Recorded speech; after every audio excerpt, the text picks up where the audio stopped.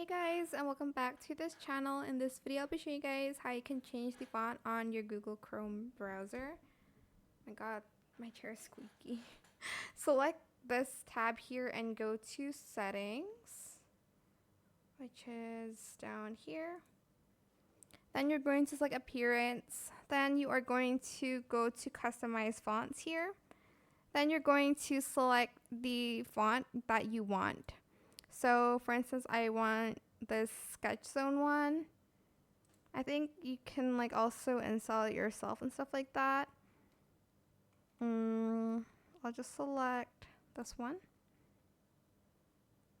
And you're just going to do that for everything, and then you're going to, it doesn't really have a save button, so you're just going to basically change everything.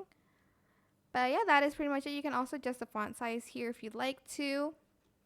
I hope it was helpful for you guys. Don't forget to like, comment, share, and also subscribe to this channel if you haven't done that already. If you have any more questions about this video, just leave it in the comment section down below. I'll try my best to answer them all for you guys. And if you found this video helpful, please click the thanks button as well. That is it for this video. Thank you so much for watching. Bye.